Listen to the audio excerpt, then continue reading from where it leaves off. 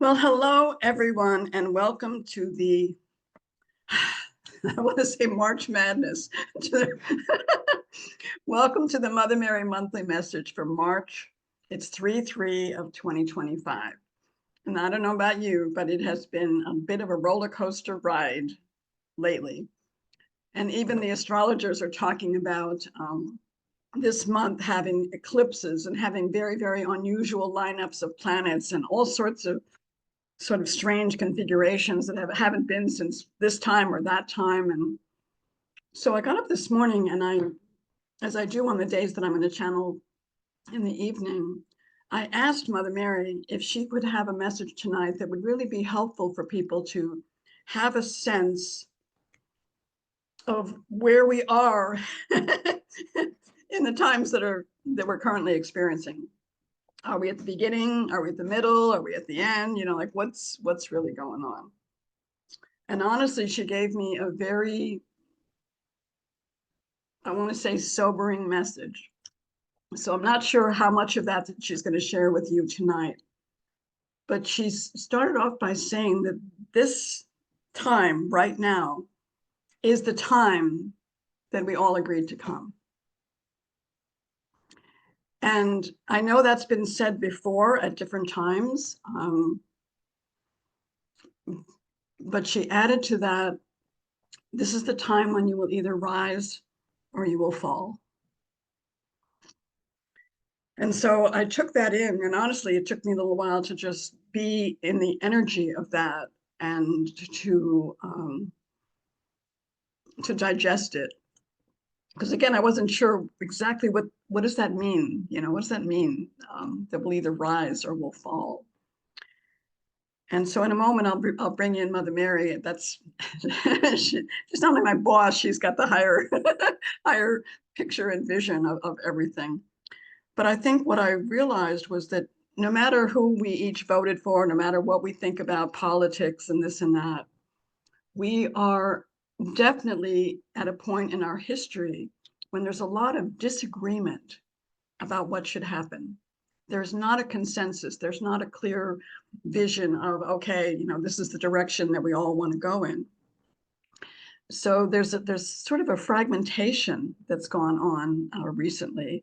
And I think that's created a lot of the anger and the vitriol and the people attacking each other because they don't agree with this or that. And so again, I asked Mother Mary, how can we move forward in a way that is going to shift that and really create community and clarity and a coming together in ways that I think at the heart we all really want. And so I'll be interested to see how much of that she kind of covers tonight. I did write some of it in my latest blog, which you can find on samaragrace.com. And she urged me to write even more often with the different things that she'll bring through. So take a look at it and comment if you like on the new blog. It's called Will We Rise or Will We Fall? So without further ado, let us see what Mother Mary would like to share with you tonight. And from my heart to all of you, wherever you are in the world, just know we're not alone. There's a lot of people concerned about creating a world of sanity. And so let's join together hearts and minds to see just what that could mean.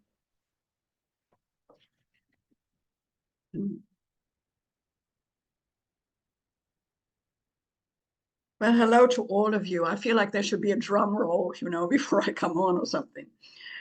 I said all of that today to Samara because it really is the time you decided to come.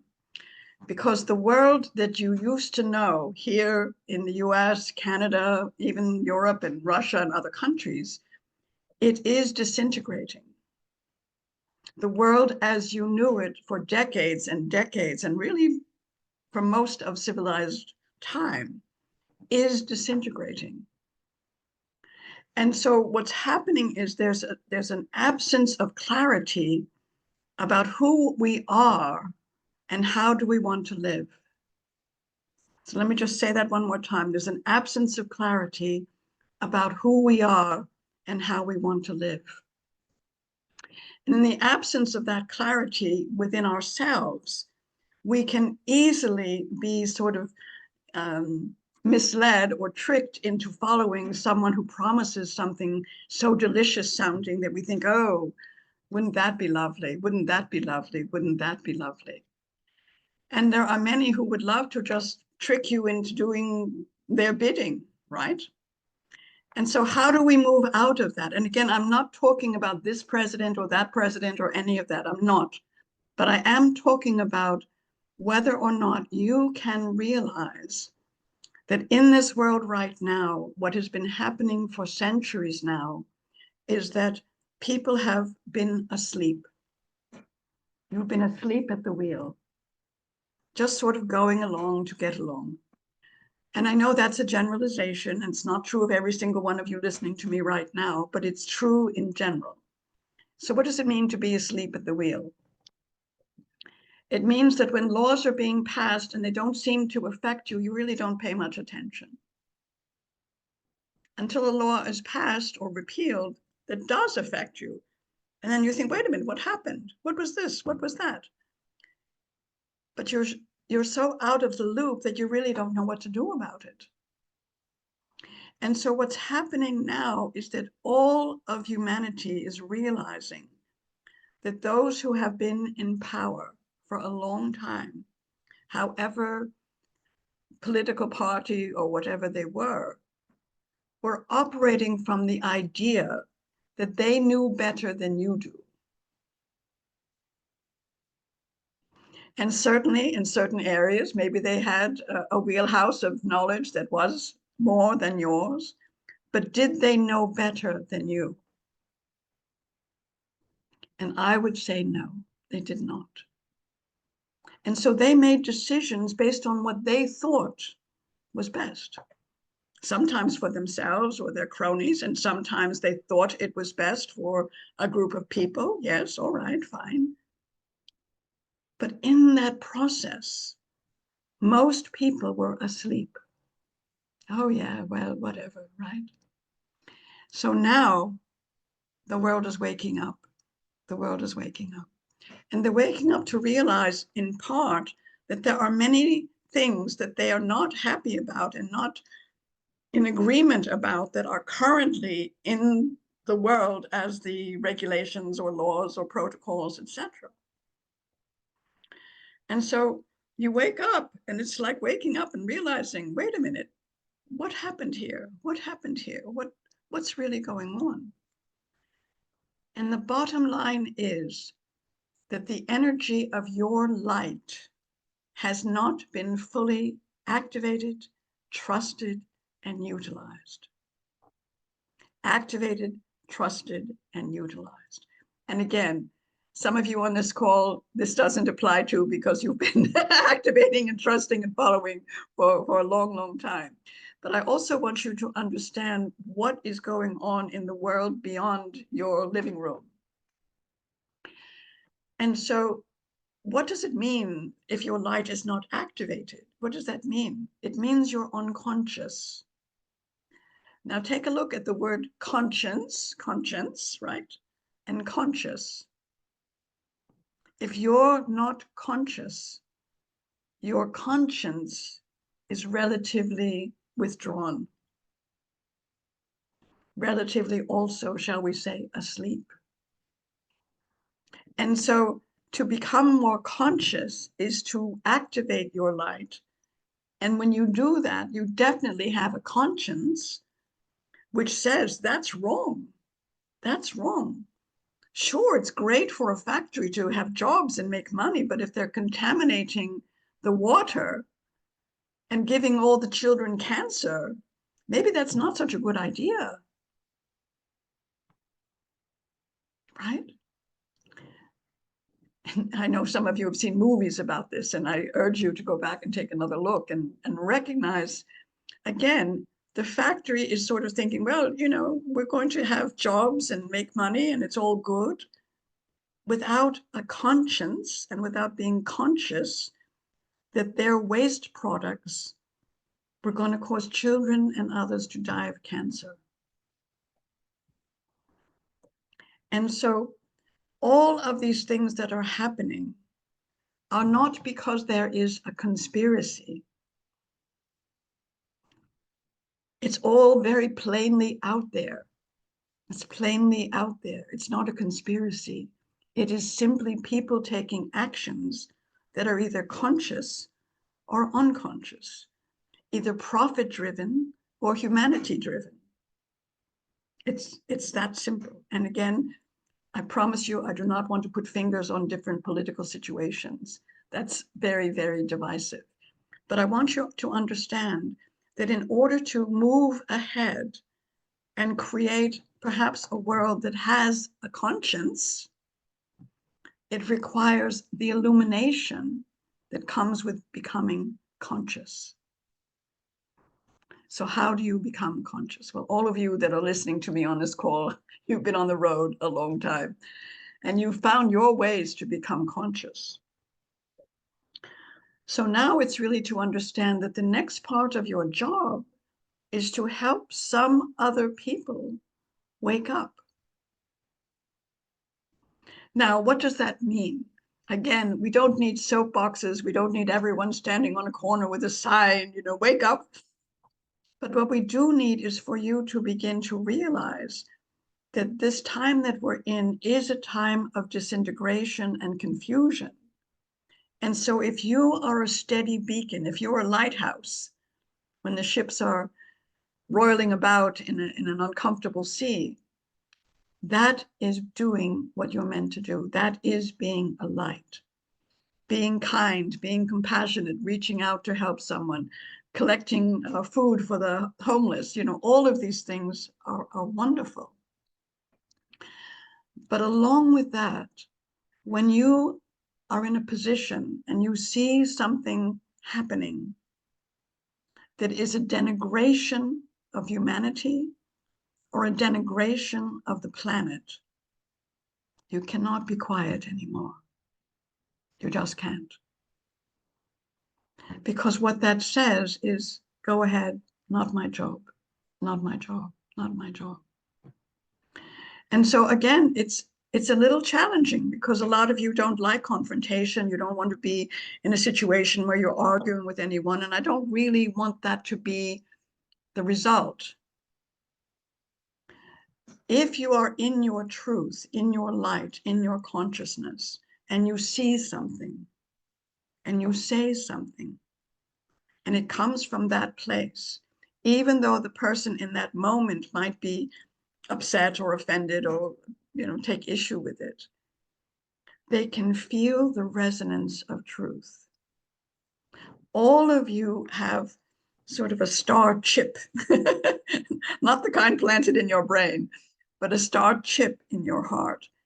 And so even if they've been unconscious for years, when someone speaks something from their heart that is true, that little star chip hears it, feels it, and knows you are speaking the truth. Because part of what's happening is the new is wanting to be birthed, and all of you are the midwives of the new, in each of you in your own particular way. But in order to do that, sometimes it is uncomfortable to say to someone, doesn't it upset you to see the water contaminated like that?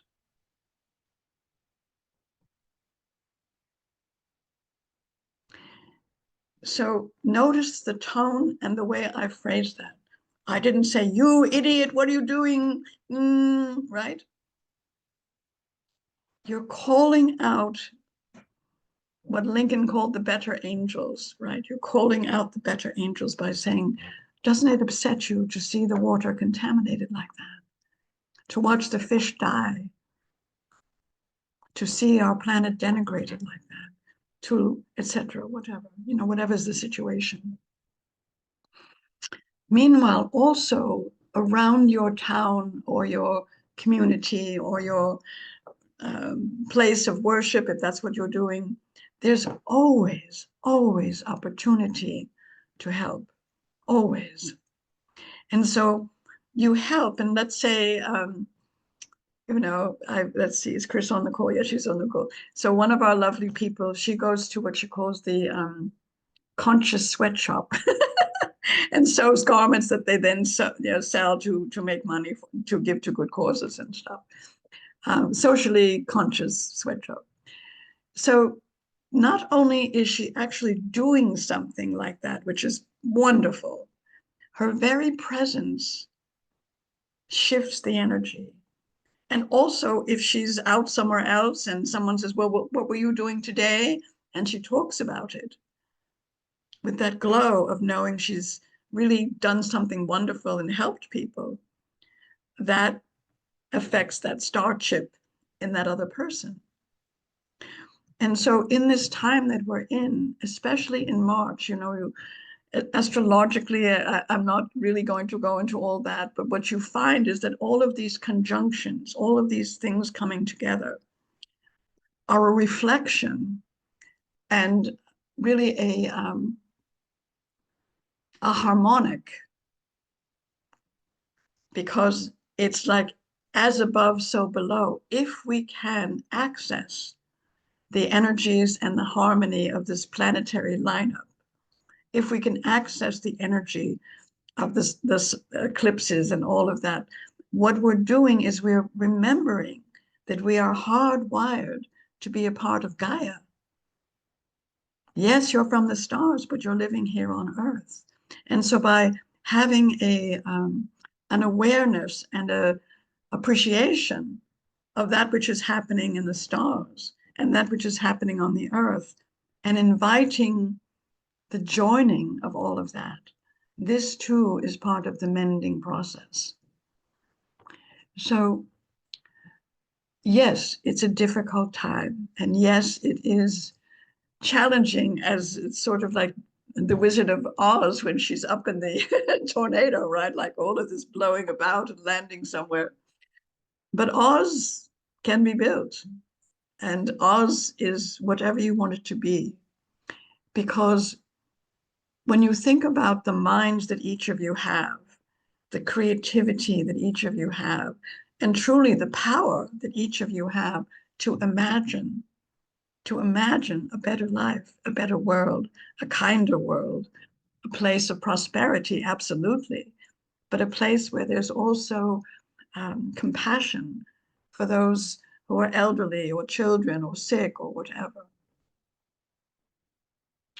So I also want to say, is there government waste?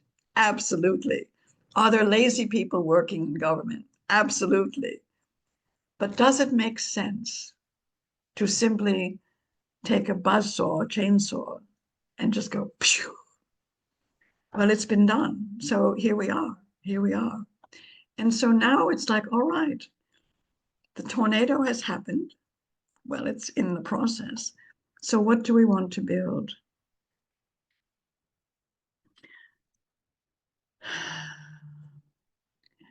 So the one thing that you have to take out of all of this, if you remember nothing else, is you have the power to make the changes, each of you.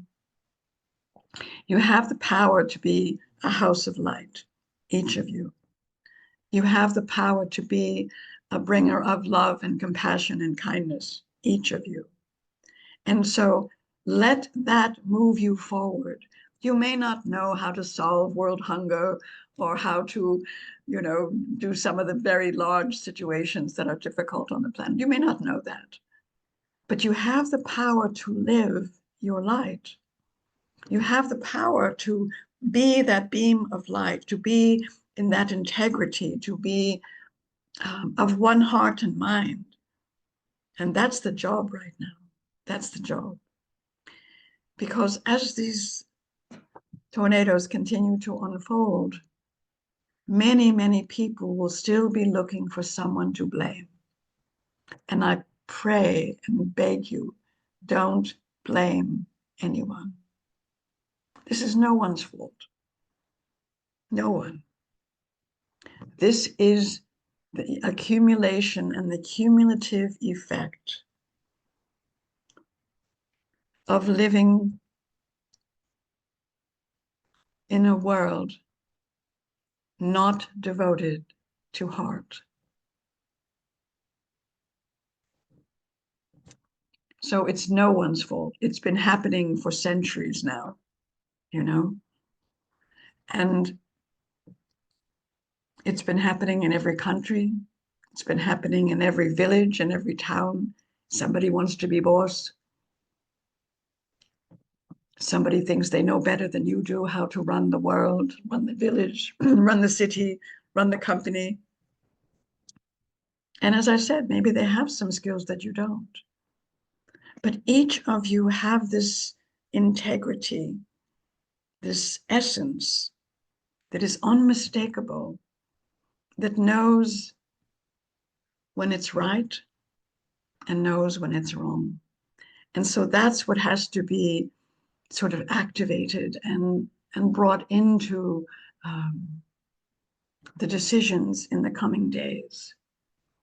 So to sort of sum this up, what it's going to require is for you to become a sovereign soul, proud of your light, carrying your light, sharing your light, again, however each of you might be guided. And if there are others who have opinions or ideas that are disruptive and stuff, I think Jesus said it very clearly, Father, forgive them, for they know not what they do. It is not for you to intercede and tell them they're wrong and, you know, all of that.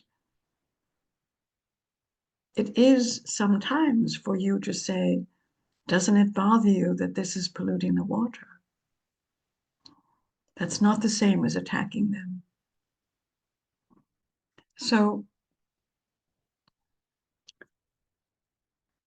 many years ago, Samara was given a poem, even before I came to her, called Common Ground. And she's now got her Facebook group called Common Ground, and she's starting to put on some YouTube videos about Common Ground. And I asked her to read again the poem tonight. So I'll do it in my voice. But she needs her glasses. Here we go. So feel this. This is a time of chaos. This is a time for healing. This is a time of choice. This is a time to care. This is a time to stand and say yes. This is a time to stand and say no. This is a time of challenge. This is a time for peace. We join together, old and young, frail and strong, hearts and hands, to heal the wounds we have wrought for centuries. There is blood in our water, acid in our land, death in our skies. We join together to take up the sword of truth and the shield of light, to dissolve all boundaries, deceit, and judgment, to stand united once again, I and thou, in the garden of brotherhood. The human heart is common ground. So that's where you want to be. You want to be a creator of common ground. You want to be a bridge builder and a light bringer. And among all of that, you also want to find the joy in this world, the walks in nature, the starlight, the laughter of a baby, the hug from someone you care about. Because this new world, it won't be built in a day or even a week or a month. I wish I could tell you it would. But slowly but surely, as more and more of people like you stand up and say, you know, what could we do to make the water clear again? What could we do to make sure that the children have food for lunch and breakfast and dinner? What could we do for the old people who are dying alone? What could we do? And for each of you, something will come forward as that's my project. That's what I feel strongly about. And therefore you will move into that. And as you do, you will find others just like you.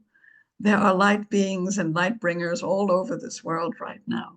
So you're not alone. You're not alone. But the old world is disintegrating, nothing to hold on to there.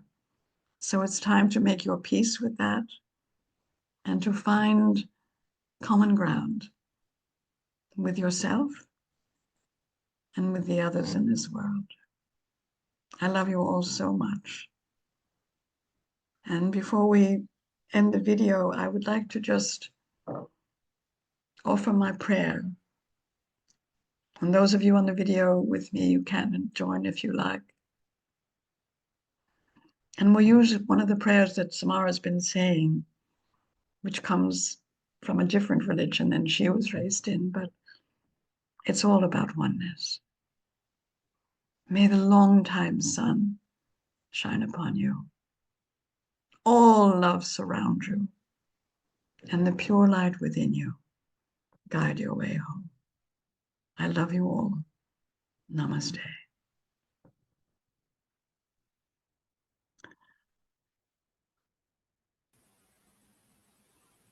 Well, this is Samara, and I'm back, and I'm going to stop the video, but I want to say thank you so much for listening. Every one of us makes a huge difference. So please feel free to share it with any you feel might enjoy it. And may you be the light you came to be. Namaste.